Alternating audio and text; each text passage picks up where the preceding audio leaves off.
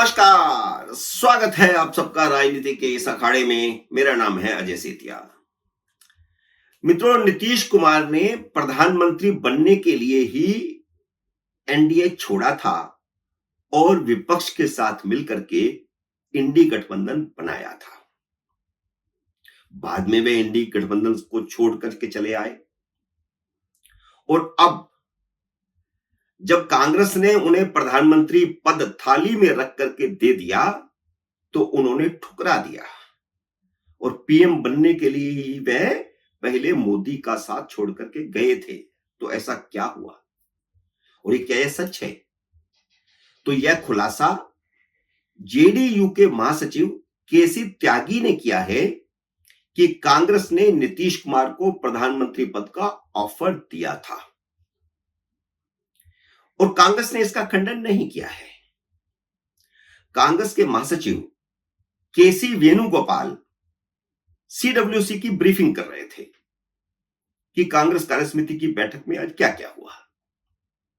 तो उनसे यह सवाल पूछा गया कि केसी त्यागी ने यह खुलासा किया है कि कांग्रेस ने नीतीश कुमार को प्रधानमंत्री पद की ऑफर की थी लेकिन वह उन्होंने ठुकरा दी है। तो इसका केसी वेणुगोपाल ने खंडन नहीं किया। उन्होंने कहा कि उन्हें पता नहीं है। तो इसका क्या मतलब है? इसका मतलब साफ है कि कहीं ना कहीं यह ऑफर दिया गया था। और खंडन क्यों नहीं किया? इसलिए क्योंकि आजकल स्मार्टफोन में रिकॉर्डिंग हो जाती है और केसी त्यागी अगर कह रहे हैं तो हो सकता है कि उनके पास कहीं रिकॉर्डिंग ही ना हो। और यह खबर तो सबसे पहले कांग्रेस ने ही लीक की थी कि शरद पवार ने नीतीश कुमार से फोन पर बात की है। उन्होंने चंद्रबाबू नायडू से भी बात की थी।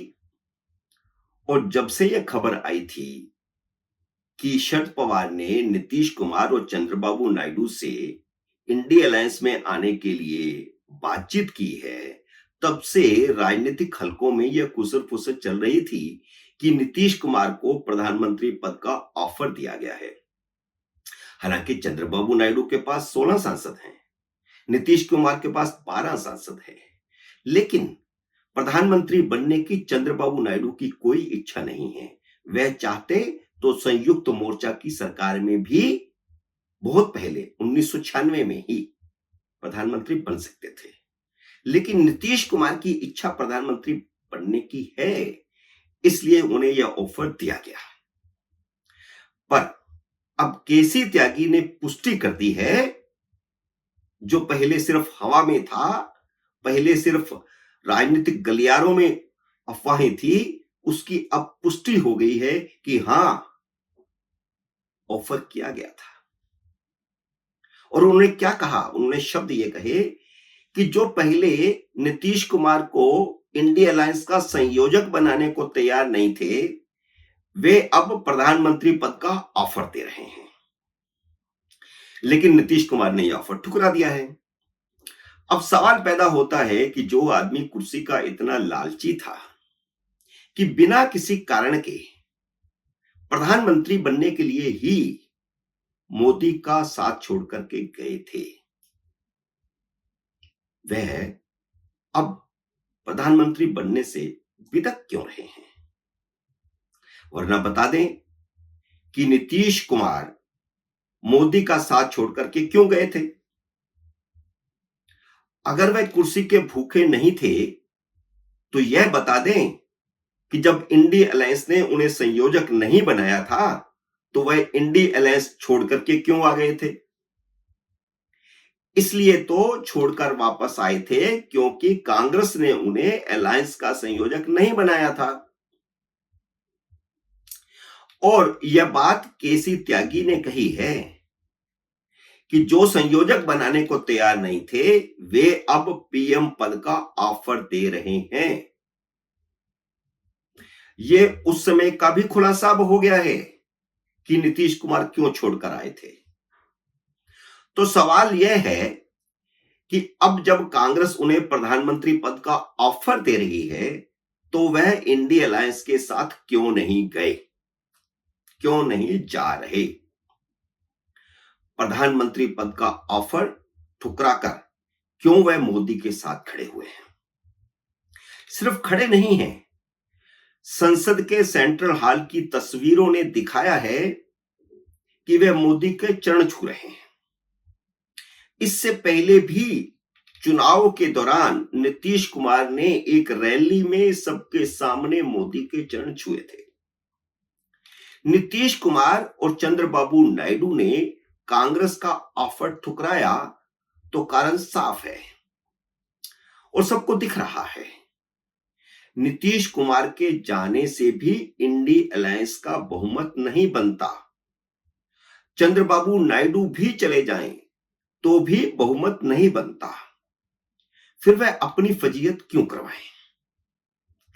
नीतीश कुमार 2 बार गलती करने के बाद हाथ पांव जोड़ करके एनडीए में वापस आए हैं, इसलिए मोदी के सामने झुके झुके से हैं। बिल्कुल यही स्थिति चंद्रबाबू नायडू की भी है। वे भी हाथ पैर जोड़ करके वापस आए हैं। इन दोनों को पता है कि इंडी अलायंस भानुमति का कुनबा है, कभी भी धराशायी हो सकता है। चंद्रबाबू नायडू तो उस संयुक्त मोर्चे के कन्वीनर रहे हैं जिसकी 2 सरकारों को कांग्रेस ने समर्थन देकर के कुछ ही महीनों में गिरा दिया था। दोनों ही कांग्रेस की मदद से बने 4 प्रधानमंत्रियों का हाल देख चुके हैं। सबसे पहले चौधरी चरण सिंह, फिर चंद्रशेखर, उसके बाद एचडी देवेगौड़ा और फिर इंद्र कुमार गुजराल। फिर मोदी सरकार को वे 5 साल तक चला सकते हैं, लेकिन उधर किसी तरह की कोई गारंटी नहीं है। पहली बात तो बहुमत ही नहीं बन पा रहा। अलबत्ता मोदी की नकेल अब इन दोनों के हाथ में होगी, क्योंकि मोदी की सरकार अब शुद्ध एनडीए सरकार होगी, शुद्ध भाजपा सरकार नहीं होगी। और यह सरकार भाजपा के एजेंडे पर नहीं चलेगी। चंद्रबाबू नायडू भले ही राम जन्मभूमि मंदिर के शिलान्यास पर पहुंचे थे, नीतीश कुमार नहीं पहुंचे थे, लेकिन भाजपा अब मथुरा काशी को अपने एजेंडे पर नहीं ले सकती। वैसे ये दोनों मंदिर भाजपा के एजेंडे पर हैं भी नहीं, लेकिन लोकसभा के इन चुनावों में असम के मुख्यमंत्री हेमंत बिस्व शर्मा और उत्तर प्रदेश के मुख्यमंत्री योगी आदित्यनाथ बार बार इन दोनों मंदिरों को एजेंडे पर लाते रहे हैं, इन दोनों मंदिरों का जिक्र करते रहे हैं। चुनावों में समान नागरिक संहिता और एनआरसी और मुस्लिम आरक्षण भी भाजपा के बड़े मुद्दे थे। अब इन तीनों मुद्दों को भाजपा को 5 साल के लिए डिब्बे में बंद करके रखना पड़ेगा। इसलिए एनडीए नहीं, यह मोदी का बंधन है। मित्रों, उम्मीद है मेरा यह वीडियो आपको पसंद आया होगा। इसे लाइक और शेयर कीजिए। अगर आपने मेरे YouTube चैनल को अब तक सब्सक्राइब नहीं किया तो कृपया सब्सक्राइब करके अपना आशीर्वाद दीजिए। जल्द ही मिलते हैं अगले वीडियो में किसी अन्य विषय के साथ। तब तक नमस्कार।